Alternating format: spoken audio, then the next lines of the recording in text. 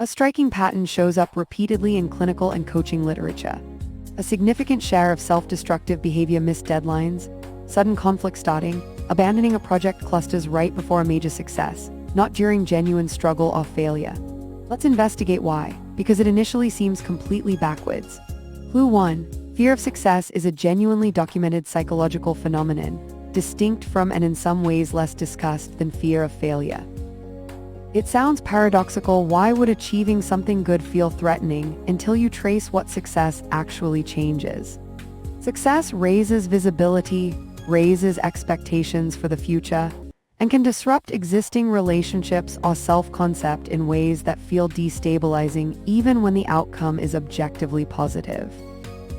Clue 2. For someone whose self-concept is built around being an underdog, a struggler, or someone who doesn't quite belong at a higher level, actual success creates a direct identity conflict, the same cognitive dissonance mechanism covered with self-deception, just triggered by good news instead of bad.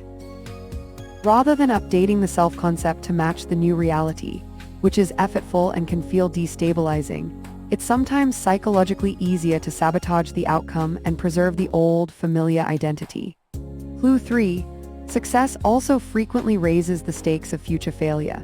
Someone who has never succeeded significantly has, in a strange way, less to lose reputationally. Expectations stay low. Someone on the verge of a visible success faces the prospect of now being expected to sustain it, repeatedly, under greater scrutiny. For someone already carrying perfectionistic fear, covered earlier, this raised future stake can feel more threatening than simply staying in a familiar, lower visibility position.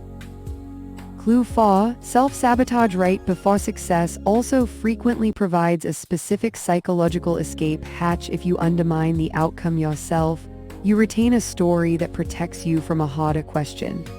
I didn't fail because I'm not good enough.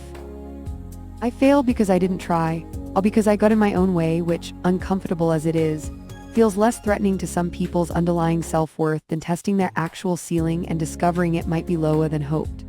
Following this trail to its conclusion, self-sabotage before success isn't a contradiction or a mystery.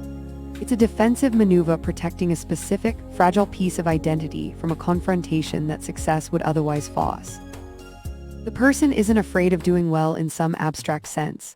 They're afraid of what doing well requires them to believe, or risk, about themselves going forward. The investigative takeaway worth acting on. If you notice this pattern in your own behavior, a consistent habit of pulling back, picking fights, or losing motivation specifically as something starts going well, the useful question isn't, why do I keep failing? It's, what does succeeding at this specific thing require me to believe or risk that feels more threatening than simply staying where I already am? That's usually where the actual answer is hiding, not in the surface-level behavior itself. There's a related pattern worth investigating alongside this one, because it often travels together.